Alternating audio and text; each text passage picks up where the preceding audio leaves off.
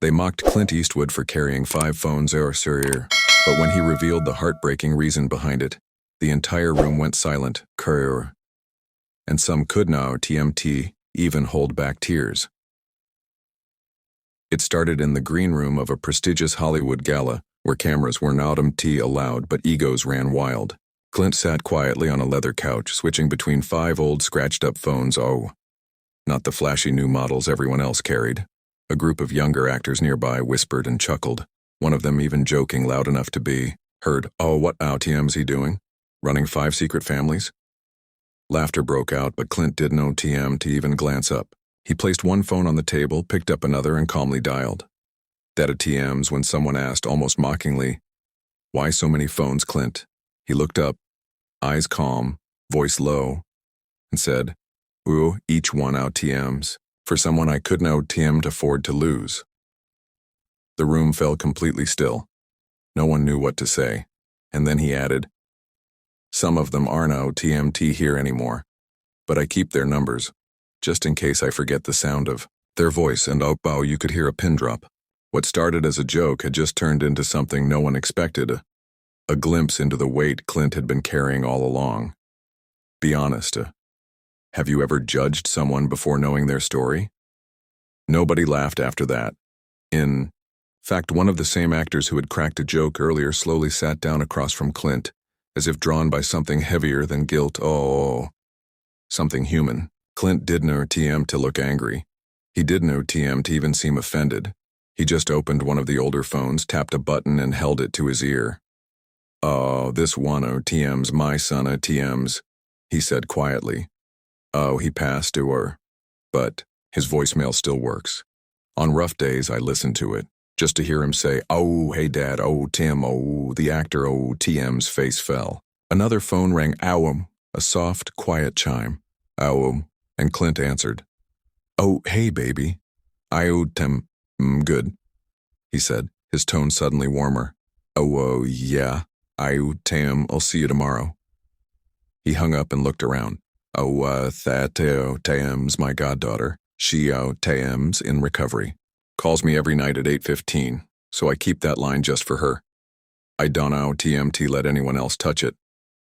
Suddenly, those 5 phones didn't TMT seem ridiculous. Wrong. They felt sacred. Every device was a living thread to someone whom TMD loved, lost, or promised never to abandon. The air in the room had changed. No more whispering, no more ego. Just silence or core and a deep sense of respect that hadn't on TMT existed minutes earlier. The mood backstage had completely shifted. Nobody dared make eye contact, as if ashamed of what their laughter had meant just moments earlier. But Clint wasn't TMT done. He gently picked up the 5th phone, a beat-up flip phone held together with tape, and placed it in the palm of his hand like it was made of glass.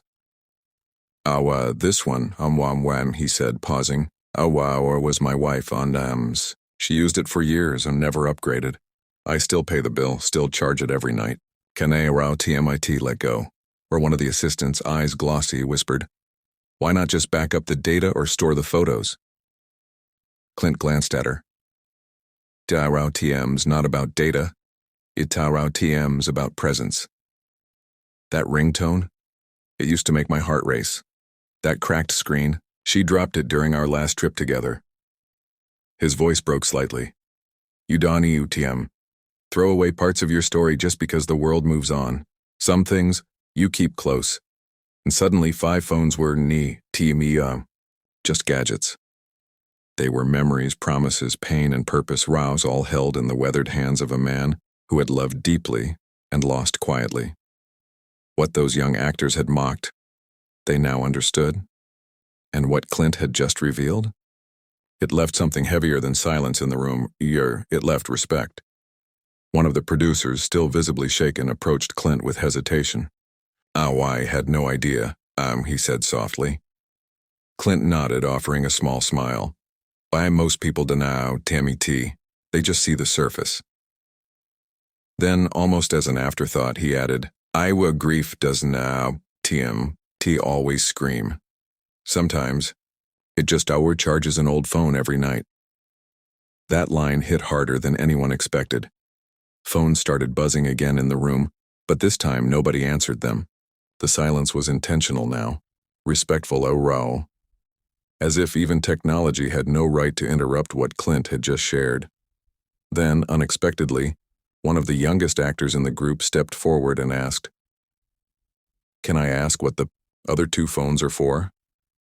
Clint looked at him, not with annoyance, but understanding. One for people who need help, but don't want anyone to know they re-asking. Former vets, friends going through things. They text that number when they want to be found by the world. A long pause. And the last one? Clint TM's jaw tensed. That one is for when I need to hear something real. TM's got nothing on it. No apps, no internet, just one saved recording. Or my mother reading me a bedtime story when I was 5. Or you could see people physically moved. One actor blinked back tears. No one had expected the man they thought was just a gruff legendo to carry so much quiet heartbreak and hold it all with such strength. As the gala began and the stage lights flickered on, Clint Eastwood didn't TM to walk out with fanfare. He stayed back, quietly slipping the 5 phones into a worn leather pouch. But something had changed. The same actors who mocked him were now watching him like students watch a master. One of them, barely old enough to have seen Clint or TM's early films, whispered, "How TM's not carrying phones, how TM's carrying people." That moment did no TMT need applause. It carried more weight than any award speech could. Clinton's silent gesture, his refusal to explain himself until asked, had just taught a room full of fame chasers what legacy truly meant. It was not Timby in trophies or headlines.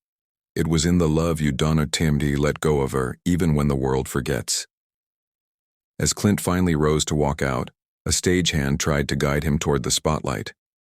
Clint paused, looked around, and said quietly, "I would tell them Tim will be right there. I just need one more moment."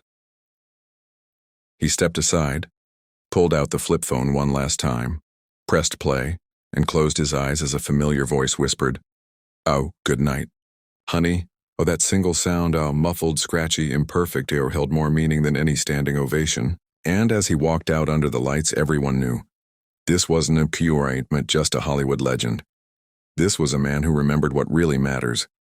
And with that final step into the spotlight, Clint Eastwood didn't need to say another word. His silence carried everything. The audience, unaware of what had just happened backstage, rose in applause for the icon. But those who had witnessed the truth behind the 5 phones knew this moment wasn't just about honoring a legend. It was about understanding the depth behind his quiet strength. He wasn't just celebrated for the films he made, or the characters he played, but for the lives he still carried with him every single day. Later that night, as the event wrapped and the crowd began to fade, one young actor stood alone near the exit, watching Clint walk away. He was no Rudium looking at a celebrity anymore. He was looking at a man who reminded everyone that love, loss, and memory are more powerful than fame. And sometimes, the phones we carry tell stories no one else hears unless we take the time to listen.